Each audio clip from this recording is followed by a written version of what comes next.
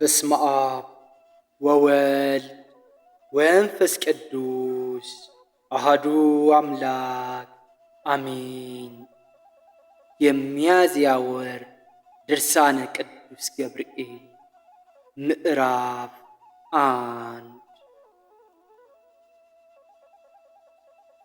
አንድ አምላክ በሚሆን በአብ ወወልድ ወመንፈስ ቅዱስ ስም አምነን አለመወለድ ያለው አብ፣ መወለድ ያለው ወልድ፣ መሰረጽ ያለው መንፈስ ቅዱስም የጌቶች ጌታ የንጉሶች ንጉሥ፣ መላእክት የሚያመሰግኑት፣ ሥልጣናት የሚያመሰግኑት፣ የምልጃ ሁሉ መዳረሻ፣ የልመና ሁሉ መጨረሻ ከሱ ዘንድ የሚሆን በእግዚአብሔር ፊት የሚቆም የሊቀ መላእክት የቅዱስ ገብርኤል ድርሳን ይህ ነው።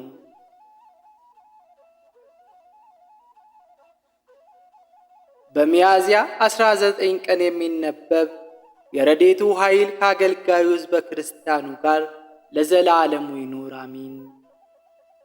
ጌታችን ኢየሱስ ክርስቶስ እኛን ስለ ማዳን በአይሁድ እጅ የመስቀሉን መከራ ከፈጸመ በኋላ እንደ ሌባ ተይዞ የኋሊት ፍጥኝ ታስሮ በተቋጠረ ገመድ ጀርባውን ተገርፎ በነቢዩ በኢሳይያስ ቃል እንደተነገረ ፊቱን ተጸፋ። ስለ ወገኖቼ ኃጢአት ጀርቤን ለግርፋት ፊቴን ለጽፋት ሰጠው እንዳለ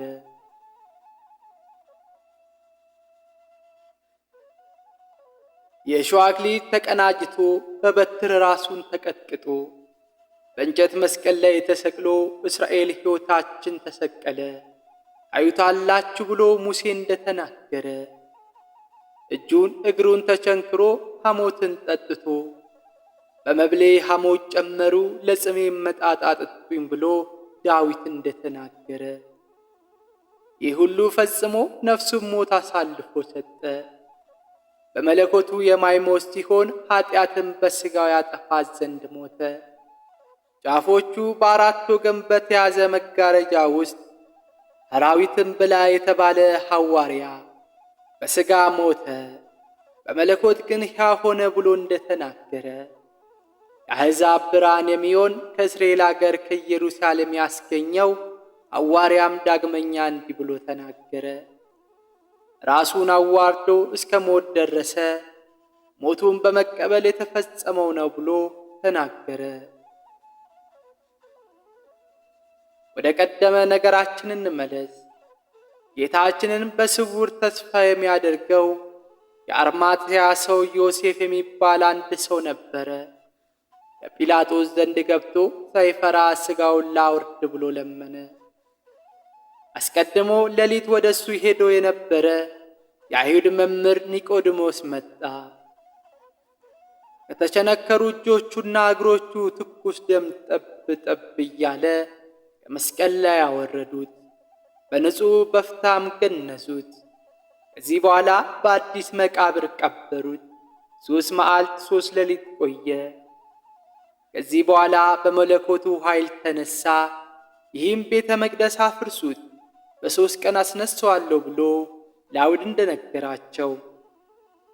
መቅደስ የተባለው ሰውነቱ ነው። በአንድ ሰንበት በማለዳ ማርያም መግደላዊት መጣች። አምላክን የወለደች የንጽሕት እመቤታችን ማርያምም ሌሎችም ሴቶች መቃብሩን ሊመለከቱና ሥጋውን ሽቶ ሊቀቡ መጡ። ያን ጊዜ ብርሃናዊ ሊቀ መላእክት ቅዱስ ገብርኤል እንደ በረድ ነጭ የሆነ ልብስ ለብሶ በመቃብሩ አፍ ተቀምጦ ታያቸው። ባዩትን ጊዜ ፈጽሞ ፈሩ። ጠባቂዎቹም እሱን ከመፍራታቸው የተነሳ እንደ በድን ሆኑ፣ በወንጌል እንደተነገረ። ያን ጊዜ የእግዚአብሔር መልአክ ከሰማይ ወረደ፣ ያቺን ደንጊያ ገልብጦ በላዋ ተቀምጦ ነበርና። ጽኑ ንጹጽታም ሆነ። ሴቶች እናንተስ አይዟችሁ አላቸው፣ የተሰቀለውን ኢየሱስን እንደምትሹ አውቃለሁና ከዚህ የለም ተነስቷል። ለደቀ መዛሙርቱ ሄደው ይነግሩ ዘንድ አዘዛቸው። በቃሉም ይህንን ነገር በሰሙ ጊዜ ፈጽሞ ደስ አላቸው። ከዚህ በኋላ ሄደው ለአርድእቱ ነገሯቸው። ዳግመኛ ከተነሳበት ጊዜ ጀምሮ በቀን ጌታችን ባረገበት ጊዜ የገብርኤል ባማረ ቃል ጮኾ ተናገረ። መኳንንት ደጆች ክፈቱ፣ ከጥንት የነበረው ደጃፎች ይከፈቱ፣ የክብር ንጉሥ ይግባ ብሎ ጮኸ። እነሱም የክብር ንጉሥ ማን ነው አሉት። የምስጢር መልአክ ቅዱስ ገብርኤልም የሰውን ሥጋ የለበሰ ኃያል እግዚአብሔር የክብር ንጉሥ እሱ ነው አለ። የሞትን ሥልጣን አጥፍቶ በሲኦል ያሉትን ነፍሳት ማርኮ ወደ ቀድሞ መኖሪያው ወደ ሰማይ ወጣ።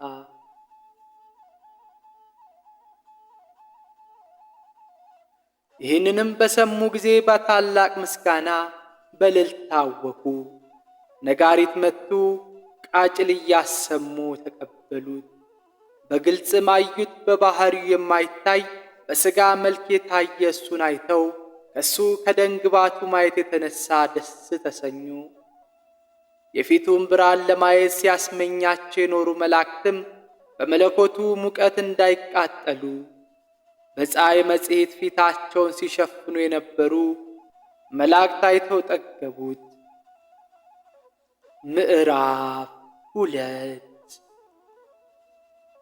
ከአብራከ መንፈስ ቅዱስ የተወለዳችሁ የሰማያዊት መንግሥት ልጆች ሆይ ከቅድስት ዮርዳኖስም ማኅፀን የተወለዳችሁ ሥጋውን መብላት ደሙን መጠጣት የጎለመሳችሁ አስተውሉ፣ ተመልከቱ።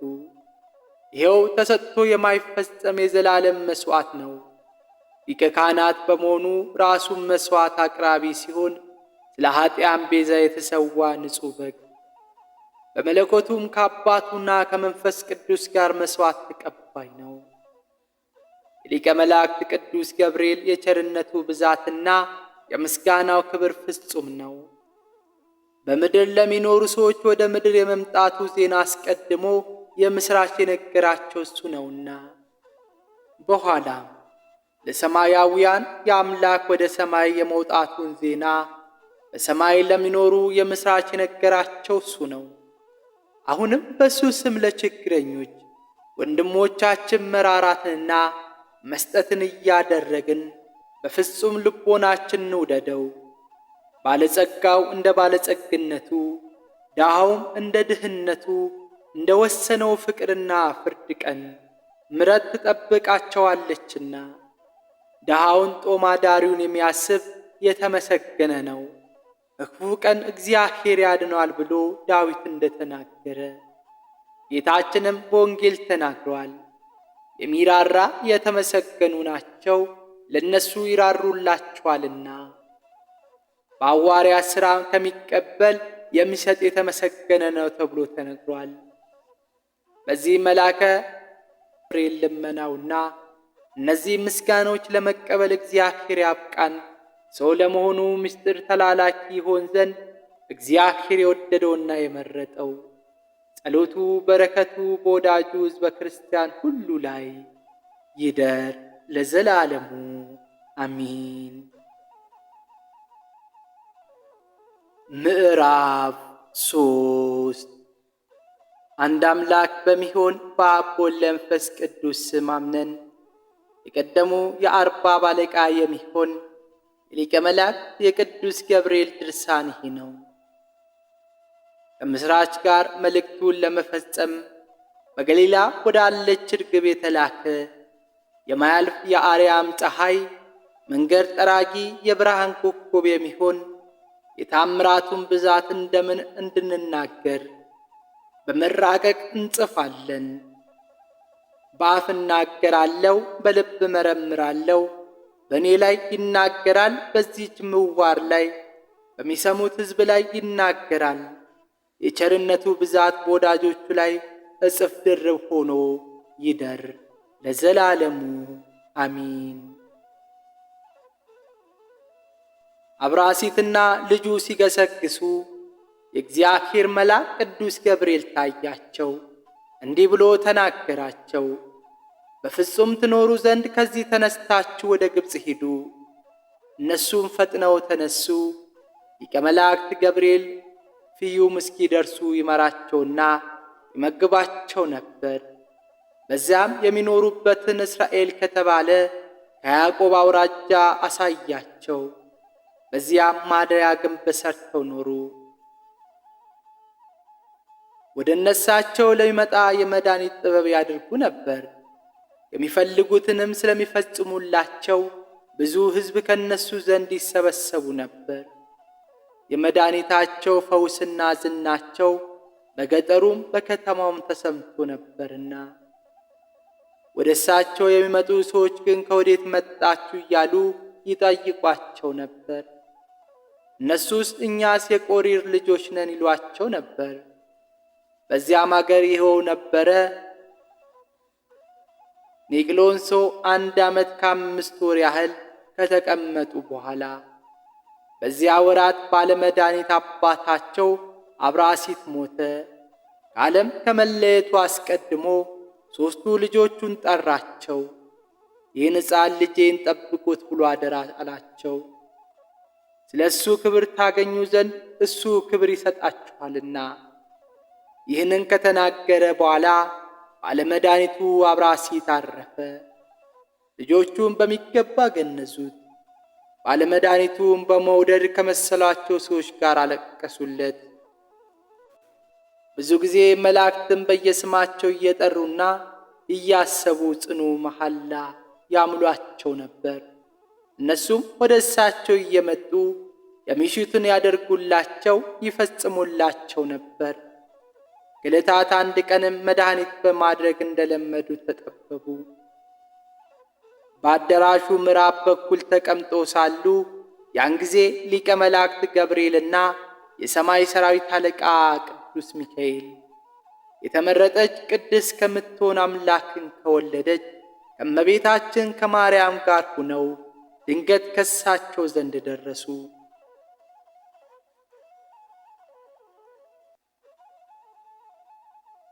በዚህ ምን እየፈለጋችሁ ትኖራላችሁ? አሏቸው። እነሱም በእውቀት ማነስ አምላክን ለወለደች እመቤታችን እንዲህ ብለው መለሱላት። እመቤታችን ሆይ ጥቂት ወተት ሰጥተሽን እንጠጣና ከዘላለም ሞት እንድንድን ተስፋ እናደርጋለን። ብዙ ገንዘብ ወርቅም ብርም የከበረ ዕንቁም አለንና የሚወርሰን ሌላ ሰው የለምና። ድንግል ይህም በሰማች ጊዜ ለሊቀ መላእክት ገብርኤል ጠቀሰችው። ይህንንም ክፋትና ተንኰል ሥራይ ከእነሱ ያርቅላቸው ዘንድ አዘዘችው። እሱም አራቀላቸው። በሕይወት በሚኖሩበት ዘመንም እግዚአብሔርን የሚወዱና የሚያገለግሉት ሆኑ። ልመናውና በረከቱ ካገልጋዩ ሕዝበ ክርስቲያኑ ጋር ለዘላለሙ ይሁን አሜን። ምዕራፍ 4 የሊቀ መላእክት የቅዱስ ገብርኤል ተአምር ይህ ነው። ጸሎቱና በረከቱ ካገልጋዩ ሕዝበ ክርስቲያኑ ጋር ይኖር ለዘላለሙ አሜን። ኒቅሎን የሚባል አንድ አገር ነበር። በዚህ አገር በሊቀ መላእክት በገብርኤል ስም ደጋግ ሰዎች ቤተ ክርስቲያን ሊሰሩ ወደዱ፣ ተመኙም። በፊታቸው እየተመላለሰ ቤተ ክርስቲያን የሚሰራበትን ቦታ ይለካላቸው ነበርና እመቤታችን ማርያም የሚሰዋበትን የታቦቱን ቦታ የሚሰሩበትን አመልክታቸዋለችና። ሊቀ መላእክት ቅዱስ ገብርኤልም የሰቀለኛውን ልክ ወስኖላቸዋልና ጣራዋንም ክፍሏንም ከዋንዛ እንጨት ጋር ለካላቸው። ከሕንፃው ውጭ የተረፈውን ቦታ በእጁ በያዘው በትረ ወርቅ አስተካክሎና መዝኖ ሰፈረላቸው። ከዚህ በኋላ ሊቀ መላእክት ገብርኤልም እየባረከ በመመረቅ ደስ አሰኛቸው፣ አረጋጋቸውም። ያን ጊዜ በታላቅ ክብር ወደ ሰማይ ወጣ። አውር የሚባል ሰው ግን በዚያ ቀን የተደረገውን ይህን ሁሉ ተአምር ያይ ነበር። ገብርኤልም ከታየው ጊዜ ጀምሮ 8 ቀን ካለፈ በኋላ የቤተ ክርስቲያኑ መሠረት ይጥሉ ጀመሩ። አናጺዎችም የሚሹትን ሁሉ ይሰበስቡ ጀመር። ለሠራተኞችም ለተቆጣጣሪዎችም ሰዎች ሁሉ ታላቅ ደስታ ሆነ። ፍዩም የሚኖሩ ታላላቅ ሰዎች ግን የሊቀ መላእክት የቅዱስ ገብርኤል ቤተ ክርስቲያን ሥራ መጀመሩን በሰሙ ጊዜ እንደ ተሳሉት መጠን መባቸውን እየተሸከሙ እጅ መንሻውን አስገቡ። ለሊቀ መላእክት ለቅዱስ ገብርኤል ቤተ ክርስቲያን ሥራ ታዘዙ። በሥራ ሁሉ ተራዱ።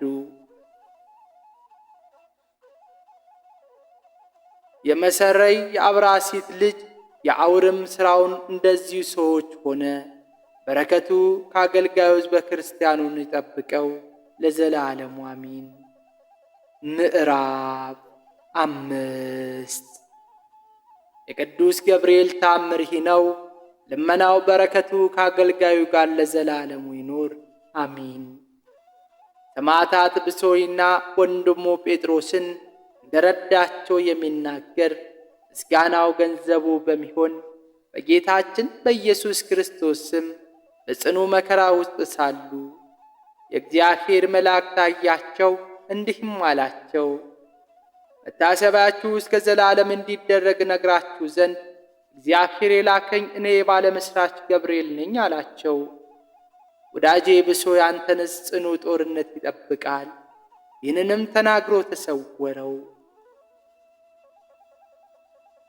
ከዚህ በኋላ በአንድ ምሰሶ ላይ አውጥተው እንዲሰቅሉትና እንዲያሰቃዩት ሹሙ አሽከሮቹን አዘዘ።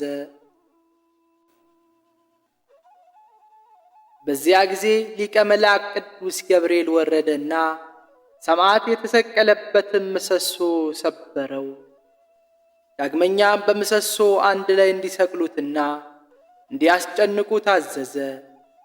በዚህ ስቃይ ሳለ ዳግመኛ ታየውና ጸናው፣ እንዲህም አለው፣ እግዚአብሔር የመረጠ ብሶይ ሆይ ቅድምድምህን እስክትጨርስ ድረስ እኔ ካንተ ጋር ነኝ፣ አትፍራ። ልመናው ከአገልጋዩ ሕዝበ ክርስቲያኑ ጋር ለዘላለሙ ይኑር፣ ለዘላለሙ ይኑር፣ ለዘላለሙ ይኑር አሚን። አቡነ በሰማያት አቡነ በሰማያት ይትቀደስ ስምከ ትምጻእ መንግሥትከ ወይኩን ፍቃድከ ከመ በሰማይ ከማሁ በምድር ሲሳየነ ዘዘዕለትነ ሀበነ ዮም ህድግ ለነ አበሳነ ወያጌነ ከመ ንሕነኒ ንህድግ ለዘአበሰ ለነ ኢተአብአነ እግዚኦ ውስጠ መንሱት አላ አድኅነነ ወባልሐነ እምኩሉ እኩይ እስመ ዚአከ ይእቲ መንግሥት ኃይል ወስብሐት ለዓለመ ዓለም። በሰላመ ቅዱስ ገብርኤል መልአኩ እግዝእትየ ማርያም ሰላም ለኪ ድንግል ለህሊናኪ ወድንግል በሥጋኪ እመ እግዚአብሔር ጸባኦት ሰላም ለኪ ብሩክት አንቲ እማንስት ወብሩክ ፍሬ ከርስኪ ተፈሥሒ ፍስሕት ወምልዕተ ጸጋ እግዚአብሔር ምስሌኪ ሰሃሊ ወጸልያ በፍቅር ወልድኪ ኢየሱስ ክርስቶስ ከመ ሠረየ ለነ ኃጣውኢነ ዛሬም ዘወትርም ለዘላለሙ አሜን።